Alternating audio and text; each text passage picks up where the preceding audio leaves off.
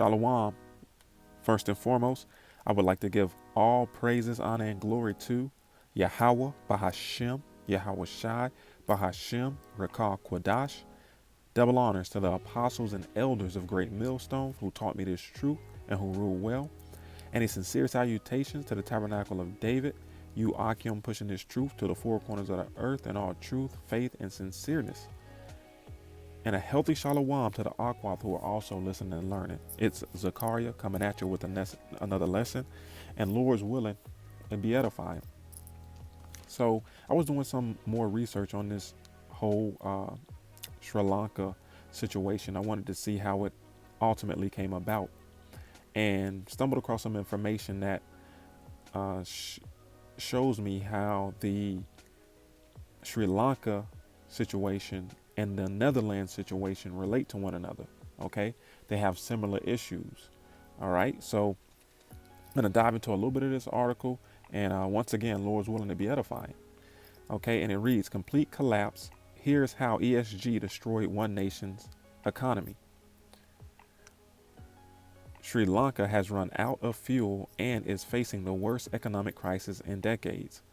A chemical fertilizer ban in 2021, part of an initiative to cut nitrogen waste and implement greener farming practices, drastically reduce crop yields and damage Sri Lanka's trade balance.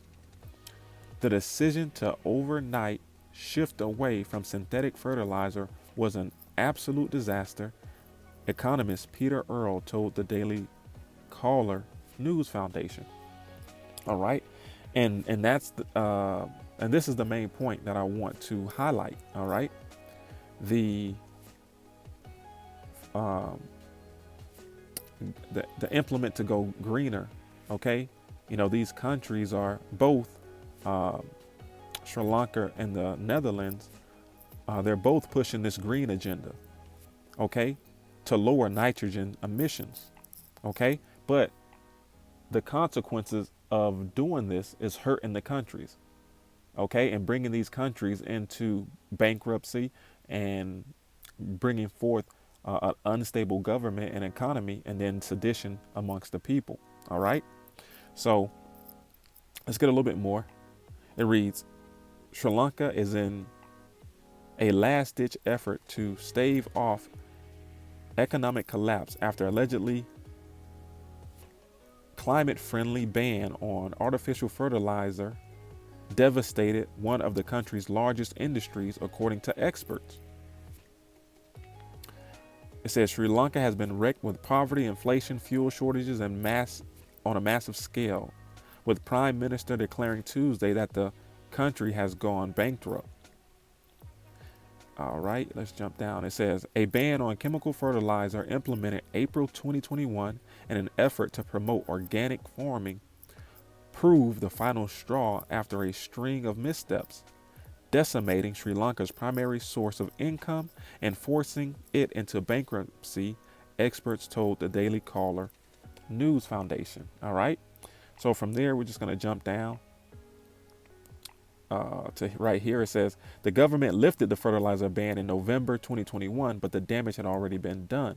Peter Earle, a former financial markets trader and economist at the American Institute of Economic Research, told the DCNF the decision to overnight shift away from synthetic fertilizers was an absolute disaster, he said. Okay, so we're going to scroll down. All right, to right here. And it reads: the UN Office for the Coordination of Humanitarian Affairs estimated in the report that crop production for 2021-2022 season decreased by 40 to 50%. And so far, farmers have only utilized a quarter of the available land for the upcoming season, according to the report dated June 9th. Environmental Minister Mahinda Amawera declared a government initiative to save the earth from our own geoengineering misuse, greed, and selfishness. In 2020, ahead of a forum on on halving nitrogen waste. The move was part of Sri Lanka's effort to pursue environmental, social, and governance goals. The country signed on to a green finance taxonomy with international finance corporations in May that included a commitment to organic fertilizer. Okay, so you see, there's always more to the story. All right, let's get a precept.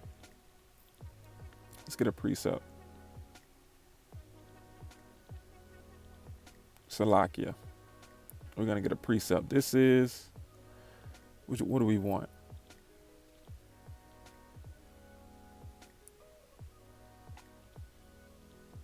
This is Psalms chapter 94 and verse 20. Shall the throne of iniquity have fellowship with thee, which framest mischief by law?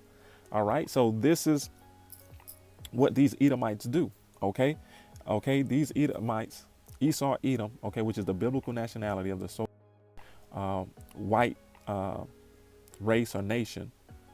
Okay. They frame mischief by law. Okay. And all these other countries' governments is in confederate with Esau, Edom. Okay. These top presidents are with the agenda. Okay. They're with this new world order. They're with this great reset. All right. That's why you see these presidents and prime ministers around the world, living fat off the hog, man, because they're all for it. But this is what these Edomites do, man. They frame mischief by law. Okay, they came into this country preaching go green, let's go green. This is better for the nature. This is better for the planet. Less nitrogen emissions. Okay, all in the back of their mind, they had the full understanding and intent on destroying this country's economy. Okay, because ultimately it's going to be order out of chaos, man. They're going to cause all this chaos and come in as the hero with their charagma. Okay, the Revelation chapter 13 and verse 16. The MOTB. Okay, but anyway, let's go back to the article. All right, so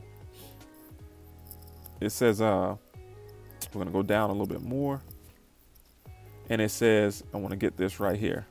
It says inflation in Sri Lanka stood at 54.6 in June, according to Trading Economics, with food prices 80%. And transportation 128% since May.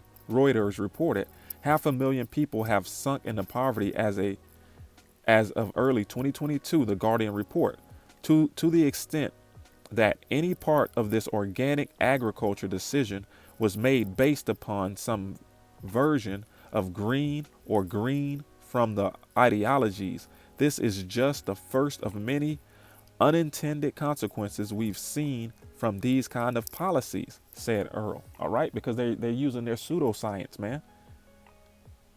They have these people put together these plans, in an office somewhere, and they just feed it to the people, and the people go along with it, all the well knowing that they're working mischief, man. They have an agenda. Let's get this one more time. Psalms 94 and 20. Shall the throne of iniquity have fellowship with thee, which frameth mischief by law? All right. And let's get another one. All right. This is Daniel chapter 8 and verse 25. And through his policy, also he shall cause craft to prosper in his hand. All right. And let's look up that word craft. Okay. Let's go to tools and go to craft. He shall call craft to prosper. And let's go to outline of biblical usage. He shall call deceit and treachery to prosper, man. Okay, this is what these devils do. This is what these devils do, man. This is their MO. Okay? So from here, let's go to what's going on in the Netherlands. Matter of fact, let's play this quick clip that I have queued up. And in the Netherlands, farmers are staging nationwide protests after government's decision to cut down on its emissions of nitrogen oxide and ammonia by 2030. The decision has resulted to cause discomfort in the Netherlands' lucrative agriculture sector. The Dutch government decided to slash 50% of its nitrogen emissions by 2030 and has set aside an extra fund of $25.6 billion to make the necessary changes. But this decision has sparked a nationwide protest by the farmers. Agitated farmers believe the target is unfeasible and will only threaten their livelihood. Moreover, farmers across the country held mass demonstrations and blocked highways with their tractors, while few of them had a scuffle with police officials just outside the home of minister in charge of government's nitrogen policy. Meanwhile, as clashes continue between farmers and the government, the decision aims at protecting environment and human health from the pollution caused by nitrogen oxide and ammonia, raising the nutrient levels and acidity in the soil, leading to a reduction in biodiversity, while airborne nitrogen... All right, so that's enough of that. So you know what's going on. Now, this is a article from the New York Post, all right? Good for Dutch farmers for fighting back against government bowing to environmental radicals. All right. Now, why is this so important about what's going on in the Netherlands? All right. Very important. Pay attention to this part, because let's go down to here. It says, okay, right here. It says the Netherlands is the largest exporter of meat in Europe and the second largest exporter of food overall after the United States. A remarkable feat for a nation half the size of India. Okay. Food exports generate more than 100 billion a year in revenue. Exports attribute the nation's success to its farmers' embrace of technological innovations. All right. So the Netherlands is Europe's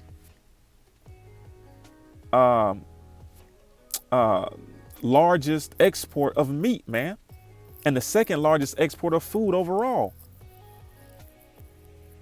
Okay. And that's huge. I never knew that, but that's huge. So they're feeding, you know, they're exporting things. So they're sending their goods out to all these other countries.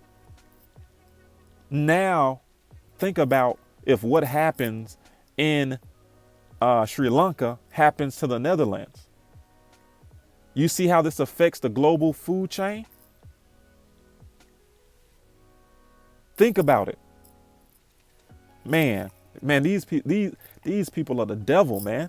These Edomites are the devil. All right. So it says the Netherlands is the largest. Zakar'Yah. The Netherlands is the largest export of meat in Europe and the second largest export of food overall after the United States. And after the United States, a remarkable feat for a nation half the size of Indiana. Food exports generate more than 100 billion a year in revenue. Exports attribute the nation's success to its farmers' embrace of technological innovations. But even many of the political left say the government demands are too extreme, based on radical green fantasies and dodgy science. Right. They're pseudoscience. OK, they know very well what's going to happen if they, you know, get these farmers to do what they want them to do. All right. If they eliminate 1/3 of these farmers, they know it's going to cause a food crisis. Okay. Just like they knew if they did it down in Sri Lanka, what was going to happen. So it says, it seems to be very fast, said Wim D. Veris, a professor at waging and blah, blah, blah, university and research, who 10 years ago made alarmist claims about planet. Okay, skip that. All right, let's get to the point. Okay, here we go. It says, the government is demanding a cut in nitrogen pollution of 50% by 2030. That amount would require a livestock reduction of 1/3 or more, and thus bankrupt many farmers. Okay, a reduction of 1/3 of the livestock. Come on, man. And bankrupt farmers. It says, and the farmers say the government's pollution measures models is inaccurate. They say measurements near seawater distort nitrogen calcium calculations. Data shows ammonia pollution from manure has already declined by nearly 70% since 1990. And farmers say they will continue to reduce pollution as they put in place low-cost, common-sense fixes like diluting manure with water and injecting it into the soil, and more frequently washing down barn floors. Netherlands is something of a model for the efficient use of nitrogen fertilizer in farming. Since the early 1960s, the Netherlands has doubled its yields while using the same amount of fertilizer. It's hard not to conclude the politics and green ideology more than science and reason are driving the government's decision. Right. Right. What's driving the government's decision is this new world order, this great reset. You'll own nothing and be happy. It was Henry Kissinger who said, who controls the food supply controls the people. And this is ultimately, what they're trying to do, trying to get complete control of the food supply. That's why you have Bill Gates buying up all the farmlands and pushing this, all these GMO foods, these seedless fruits and or meats that are grown in labs and things of that nature. Okay. This is what the wicked do, man. Okay. So let's get another precept. This is Psalms chapter 64 and verse 5. They encourage themselves in an evil matter. Who? Okay. Esau, Edom, the so-called white man. All right. The chief house of Edom, Amalek, the Gettys, the DuPonts, the Rothschilds, these elite banking families. Okay. The ones that truly rule the world. All right. They encourage themselves in an evil matter. They commune of laying snares privately. They say, who shall see them? Okay. And how do they lay these snares? Okay. They mainly lay these snares through their unrighteous decrees and policies, man. Okay. They're about to take all of this farmland, cause these farmers to go bankrupt. Okay. Because they're pushing a policy that's really not needed. Okay. But what? They have an agenda. So, hey, through the stroke of a pen, they change people's lives. Okay. And let's get another precept. Let's go back to that Daniel. Okay. 8 and 25, because I didn't finish it. And it reads, and through his policy also shall he cause craft to prosper in his hands. Yeah. Cause treachery. All right. Confusion. Just hurting the people. All right. It says, and he shall magnify himself in his heart, and by peace shall he destroy many. And it's always, he always has a reason for what he's doing. And it's always, portrayed as this righteous reason. Oh yeah, we're coming to help Mother Nature, okay, to help the environment by stopping these nitrogen emissions. Okay, but ultimately, they're trying to affect the food chain, man. All right. So, and through his policy and through his policy also he shall cause craft to prosper in his hand, and he shall magnify himself in his heart. And by peace shall he destroy many. He shall also stand up against the Prince of Peace, but he shall be broken without hand. Right, because that's his latter end. All right, to go up against who you people ignorantly call Jesus. His real name is Yahweh Shai, who's a so-called black man from the tribe of Judah. Okay, in this third world's war, and be defeated. Okay, and ultimately end up Obadiah 1:18. Okay, so from there we're gonna get Isaiah chapter 10 and verse 1, and we're gonna read it in the NIV version. All right, it reads, woe meaning destruction, to those who make unjust laws, to keep those who Salakia, woe to those who make unjust laws, to those who issue oppressive decrees, to deprive the poor of their rights and withhold justice from the oppressed of my people, making widows their prey and robbing the fatherless, man. And that's what Esau Edom does, man. That's what the wicked does. They're estranged from their womb, and all they do is cause mischief and look for ways to hurt the people. All right. So, you know what? I think we're going to end it on that, man. All right. So, Lord's willing, this was edifying. Once again, check out these two articles, man. It shows you how, these two situations are related. And they were definitely good reads. All right. So, Shalom, Israel. On to the next one.